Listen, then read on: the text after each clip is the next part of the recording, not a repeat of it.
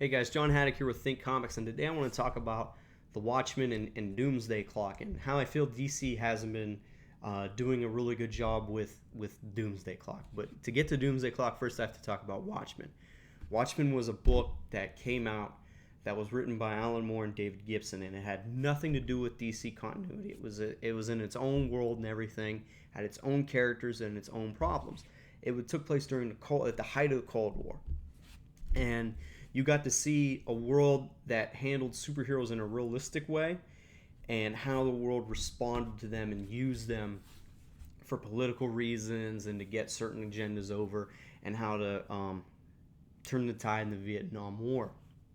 And the cool thing about Watchmen was it showed problems like, I think mental illness is a good way to explain one of them, war, sexual assault, and it handled them in a way that were acceptable in comics. They didn't glorify anything. They let it out there for you, the reader, to determine why. And you had every character had their own stage, and they had their own spotlight. There weren't really any side characters. Every character that you read that had their main dialogue, that were in more than one panel, they carried their story. You know, whether you look at Silk Spectre, Night Owl, Rorschach, Ozymandias, or Dr. Manhattan and the Comedian, they all carry themselves in a way that's pertinent to the story. There's not, a character there that couldn't have been there or we didn't need. Everything was pertinent to the story. And because of that, and because of the adult themes, and they were handled in an adult way and not cartooned up at all, it catapulted Watchmen to success I don't think DC was ready for. With that being said, they were able to milk the Watchmen for everything that it's worth. I look at Watchmen as like an oil field, and they're just pumping it until it's empty. I mean, if you try to find a Watchmen hardcover, you're going to find absolute director's edition, black and white edition. Any edition that you can find is out there.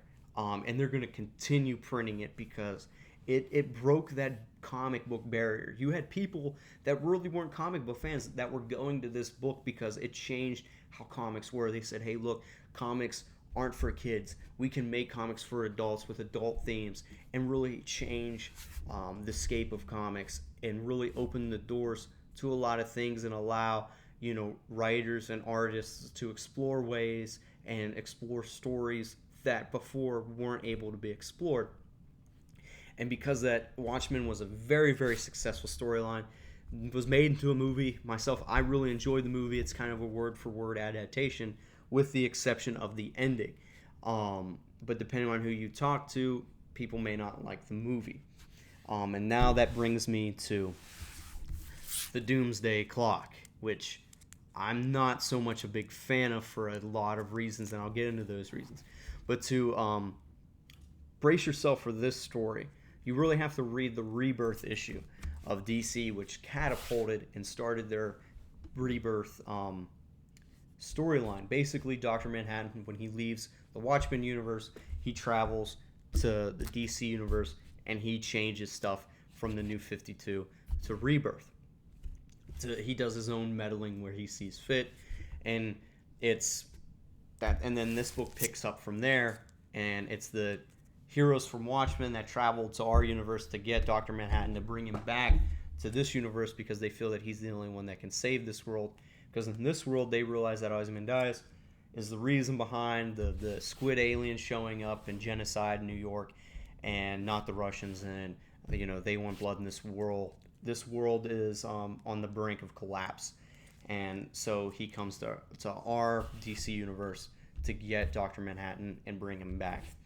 Now, the problems that I have with this book is that it's very confusing.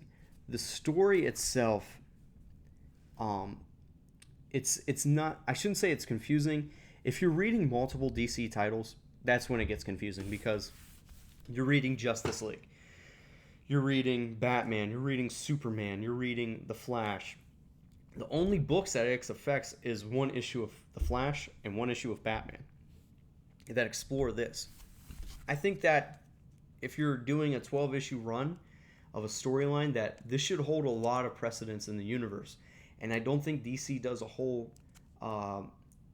a whole doesn't do a good job of that, because you still have You're the Villain going on.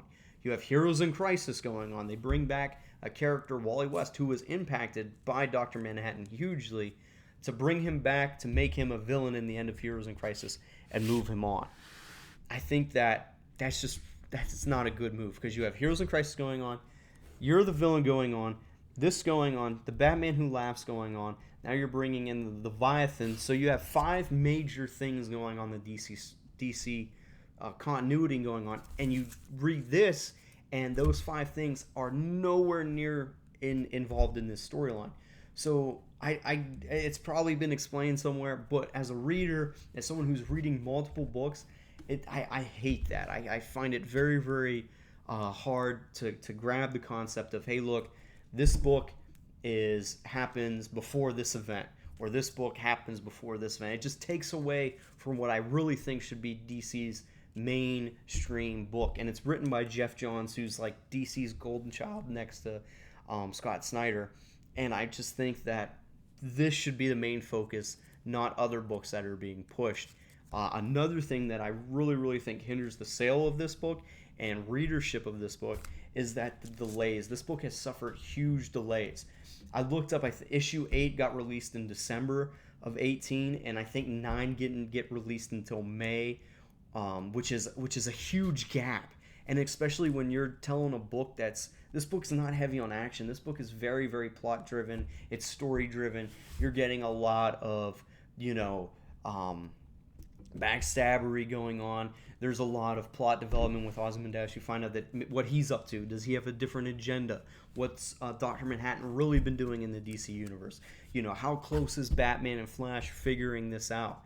What's this? What is it? The Superman theory. What's this? What is LexCorp trying to take over Wayne Enterprise? What's that going on? You have all these intricate plot lines going on, and in this 12-issue run, and you can't have that break. And I know DC's been doing that with the Black Label. And as a reader and as someone who reads multiple books, it's very, very hard to maintain that story. To be honest with you, if I would have known with all the delays were going on, I wouldn't have invested into these. I would just wait, and I would buy the deluxe or whatever edition that would come up and just read it in one sitting. Because I can tell you right now, I read 11 today, and I had to go back and find all of these books, all the Doomsday ones, and go back and look over them to just be like, oh, that's what happened. Not because I want to figure out, okay, what's the real agenda, or I'm confused on something. I'm looking back because I really have no idea what's going on. And it's because these gaps in between these books are ridiculous. And for Superman to fight Dr. Manhattan, that should be like the number one thing that DC's putting out. I don't really care about You're the Villain. I don't understand what they're going with it. I get they're trying to build up this huge battle between Lex Luthor and Superman, and the Anti-Monitor brothers are all teaming up to take on their mother. I get all that. But for me, as a fan, I don't want that to be the centerpiece. Like, this is something that all comic book fans love. And this is something that DC has been pushing non-stop since it finished. They've been shoving nothing but collector's editions, noir editions. Like I said, all these different versions of this book, toys, all this other merchandise for Watchmen. And for them to finally come out with a sequel, and I feel this isn't the what's put on the main chopping block. I don't get that. I don't understand why they are not pushing this book the way they are, and I don't understand why this book isn't, the number one seller for DC. And then when you look back at everything that they're doing wrong, it's just a shame, and it really puts where DC is as a company. I don't know if they understand what they're doing, or they're trying to look at a story and say we can make it better, but they should have went into this story with like 4 or 5 issues done, so that they can look back and say, okay, what do we need to change? Because as making a book like this, something that's a sequel to Watchmen, that's close to a lot of fans, they should have really took their time with this and planned this out a lot better. I feel like DC's scrambling to get issues out. I feel like they're scrambling with the plot. And I just feel that this has just been a huge doomsday for DC. I really think that this could have been handled better. As far as getting the last 12 issue, I mean, I already have the past 11, so I'm going to. But I'm definitely going to have to sit down and reread it. Not because I love the story like Watchmen. I could read Watchmen any day of the week easily. I fortunately have to read this because I need to get the full story. I don't understand what's going on. And I'd rather just read it all in one sitting instead of waiting for all of these books to come out with their spazzed, their erratic way of releasing them. And it probably would be cheaper for me to get the hardcover, considering that each of these are a $5 book. That's $60 you're putting into to get the whole run, and I guarantee that hardcover is only going to be $40. So I don't understand what DC's doing with this. I really think they saw maybe a cash grab with this. They said we're going to put Doomsday Clock on it, and it's a shame that Alan Moore isn't even attached to this, because this was something that he created with Dave Gibson, and they really changed comics for. And the fact that I don't like that they're taking somebody, even though they own it, I don't like how they're taking somebody else's creation and what they've worked for and spinning it into something that they can sell, and that they're really handling in a way that doesn't represent the DC Comics that I know and love and what they've been able to accomplish over time. I really hope that this finishes up fast and is something that we can just forget about. I don't overall, where the story is so far, I give it a 7, maybe a 6. If depending on the final, I think right now it's at a 6. Depending on the final, it might get a 7. The art is fantastic. I give the art a 9. The panels look just like they did in the original, the setup in the original Watchmen. But as far as execution, release time, where the story's going, I feel like it's a huge misstep. I mean, Superman really isn't relevant until like issue 8 or 9. And even then, he's just a fall guy. And they make him look like an idiot. And that's something that I just, as a Superman fan, I'm just like, really? Like, you're building up Superman to fight this guy, and you've already alienated him as an idiot, as a fool. And you highlight Lex Luthor in the beginning, and towards the end, he kind of dips off. And then Batman's been the main focal point. But I really think, even though Batman is like the premier guy to sell issues with, I really think they should have stepped back and said, hey, look, Batman doesn't have a chance in hell to deal with Dr. Manhattan. Throw that out the window. I really think they should have made this a Superman and Lois Lane story, since that they're married together, that she could have been reporting on this, or Batman drew, no, because they wouldn't. I would say let Batman, give his notes to Lois, but then that would make Batman look bad, and we can't make Batman look bad according to DC. That's why they've wiped Nightwing's memory, because Nightwing makes Batman look old. So I don't know why they made this a Batman-centric novel and tried to make Superman like the saving grace of it. It should have been reversed, because the Superman is the epitome of the DC universe. Like, Batman can't inspire other people to be heroes the way that Superman can, and that's what makes Superman better in that universe. And especially in a book like this, where people are turning on heroes, where people are giving up on the regular status quo, and they want something new. And the fact that they're not letting Superman come through and shine and be that light of hope and be the inspiration from these characters doesn't make a whole lot of sense. I'm really disappointed with how they've been handling Doomsday Clock.